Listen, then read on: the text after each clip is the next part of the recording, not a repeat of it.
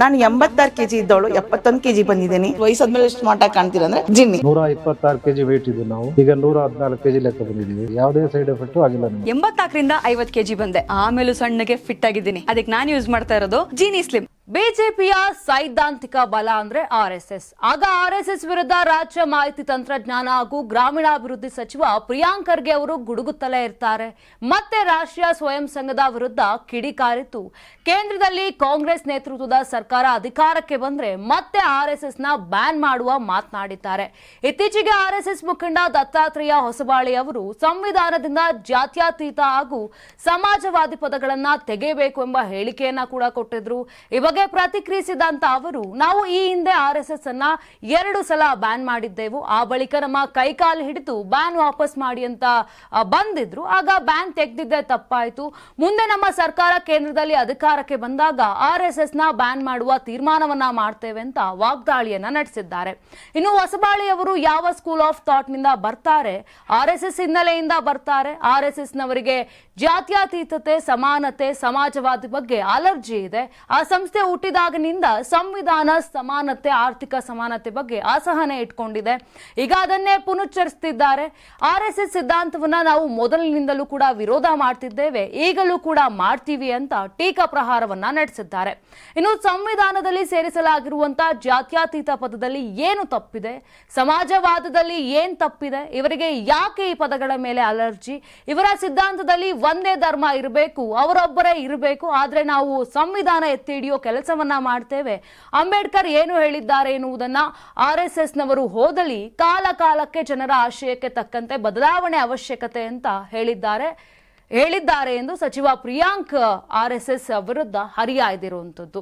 ಇನ್ನು ಆರ್ಎಸ್ಎಸ್ ಸಂಘಟನೆಯವರು ಮೊದಲಿನಿಂದಲೂ ಕೂಡ ಸಂವಿಧಾನ ಶಿಲ್ಪಿ ಡಾಕ್ಟರ್ BR ಅಂಬೇಡ್ಕರ್ ಅವರ ವಿರೋಧಿಗಳು. ಈ ಬಗ್ಗೆ ಸದನದಲ್ಲಿ ಚರ್ಚೆಯನ್ನ ಕೂಡ ಮಾಡಿದ್ರು. ಈ ಬಗ್ಗೆ ನಾನು ಬಿಜೆಪಿ ಅವರಿಗೆ ದಾಖಲೆಯನ್ನ ಕೂಡ ಕೊಟ್ಟಿದ್ದೆ, ಆದ್ರೆ ಅವರು ರಾಜೀನಾಮೆ ಕೊಡ್ಲಿಲ್ಲ. ನಾಯಕರ ಬೊಗಳುತ್ತಾರೆ ಅಂತ ವಿಷಯವನ್ನ ಡೈವರ್ಟ್ ಮಾಡ್ತಾರೆ. ಮೊದಲು ಇವರು ಸಂವಿಧಾನ ಓದ್ಕೊಳ್ಳಿ ಅಂತ ಸಚಿವ ಖರ್ಗೆ ಆರ್ಎಸ್ಎಸ್ ಹಾಗೂ ಬಿಜೆಪಿಯ ವಿರುದ್ಧ ಲೇವಡಿ ಮಾಡಿದ್ದಾರೆ. ಇನ್ನು ಪ್ರಮುಖವಾಗಿ ಖರ್ಗೆ ಹೇಳಿರುವಂತೆಯೇ ನಾವಿಲ್ಲಿ ಆರ್ಎಸ್ಎಸ್ ಎಷ್ಟು ಬಾರಿ ಬ್ಯಾನ್ ಆಗಿತ್ತು ಎನ್ನುವುದನ್ನ ನೋಡಿದಾಗ ಒಟ್ಟು 3 ಬಾರಿ ಆರ್ಎಸ್ಎಸ್ ನಿಷೇಧಕ್ಕೊಳಗಾಗಿತ್ತು. ಮಹಾತ್ಮ ಗಾಂಧೀಜಿ ಅವರು ನಾಥುರಾಮ್ ಗೂಡ್ಸೆ ಏನು ಕೊಂದ ಕೆಲ ದಿನಗಳ ಬಳಿಕ 1948ರ ಫೆಬ್ರವರಿ 4ರಂದು ಆರ್ಎಸ್ಎಸ್ ನನ್ನ ನಿಷೇಧ ಮಾಡಲಾಗಿತ್ತು. ದೇಶದಲ್ಲಿ ಅಶಾಂತಿ, ದ್ವೇಷ ಹರಡಿದ್ದು ಹಿಂಸಾಚಾರಕ್ಕೆ ಕುಮ್ಮಕ್ಕು ನೀಡುವ ಶಕ್ತಿಗಳನ್ನ ಬೇರು ಸಹಿತ ಕಿತ್ತೆಸೆಯಲು ಆರ್ಎಸ್ಎಸ್ ಮೇಲೆ ನಿಷೇಧವನ್ನ ಹೇರಲಾಗಿತ್ತು ಎಂದು ಆಗಿನ ಸರ್ಕಾರ ಹೇಳಿಕೊಂಡಿತ್ತು. ಅಲ್ಲದೆ ಇಂದಿರಾ ಗಾಂಧಿ ಅವರು ದೇಶದ ಪ್ರಧಾನಿಯಾಗಿದ್ದ ಆ ವೇಳೆ ಆ ದೇಶದಲ್ಲಿ ತುರ್ತು ಪರಿಸ್ಥಿತಿಯನ್ನ ಹೇರಲಾಗಿತ್ತು. ಈ ಸಮಯದಲ್ಲಿ ಆರ್ಎಸ್ಎಸ್ ಮೇಲೆ ಒಂದು ಹಿಡಿತವನ್ನ ಸಾಧಿಸಲು ಇಂದಿರಾ ಗಾಂಧಿ ನೇತೃತ್ವದ ಸರ್ಕಾರ ದಿಟ್ಟ ಕ್ರಮವನ್ನ ಕೈಗೊಂಡಿತು.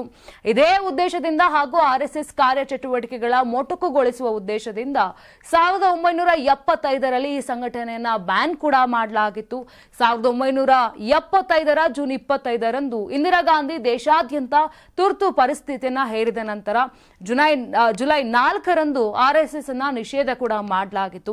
ಇನ್ನು 1992ರ ವೇಳೆಯಲ್ಲಿ ಆರ್ಎಸ್ಎಸ್ 2 ಸಲ ಬ್ಯಾನ್ ಆಗಿತ್ತು.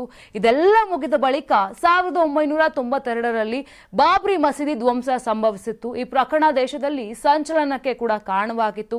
ಈ ವೇಳೆ PV ನರಸಿಂಹರಾವ್ ಅವರು ದೇಶದ ಪ್ರಧಾನಿಯಾಗಿದ್ರು. ಶಂಕರರಾವ್ ಬಲವಂತರಾವ್ ಚವಣ್ ಅವರು ಅಂದಿನ ಗೃಹ ಸಚಿವರು ಕೂಡ ಆಗಿದ್ರು. ಈ ವೇಳೆ ಆರ್ಎಸ್ಎಸ್ ಅನ್ನ ನಿಷೇಧಿಸಿ ಆದೇಶವನ್ನ ಕೂಡ ಹೊರಡಿಸಿದ್ರು. ಆದ್ರೆ ಈ ಎಲ್ಲ ಇತಿಹಾಸದ ಘಟನೆಗಳ ನಡುವೆಯೇ ಪ್ರಿಯಾಂಕ್ ಖರ್ಗೆ ಹೇಳಿಕೆಯು ಇನ್ನೊಮ್ಮೆ ಆರ್ಎಸ್ಎಸ್ ಬ್ಯಾನ್ ಮಾಡುವ ಸುಳಿವನ್ನ ನೀಡಿರುವುದು ತೀವ್ರ ಸಂಚಲನಕ್ಕೆ ಕಾರಣವಾಗಿದೆ. ನಾನು 86 ಕೆಜಿ ಇದ್ದವಳು 71 ಕೆಜಿ ಬಂದಿದ್ದೀನಿ. ವಯಸ್ಸಾದ್ಮೇಲೆ ಸ್ಮಾರ್ಟ್ ಆಗಿ ಕಾಣ್ತೀರಾ ಅಂದ್ರೆ ಜಿನ್ನಿ. 126 ಕೆಜಿ ವೇಟ್ ಇದ್ದು ನಾವು ಈಗ 114 ಕೆಜಿ ಲೆಕ್ಕ ಬಂದಿದ್ದೀವಿ. ಯಾವುದೇ ಸೈಡ್ ಎಫೆಕ್ಟ್ ಆಗಿಲ್ಲ. 84ರಿಂದ 50 ಕೆಜಿ ಬಂದೆ. ಆಮೇಲೂ ಸಣ್ಣಗೆ ಫಿಟ್ ಆಗಿದ್ದೀನಿ. ಅದಕ್ಕೆ ನಾನು ಯೂಸ್ ಮಾಡ್ತಾ ಇರೋದು ಜಿನಿ ಸ್ಲಿಮ್.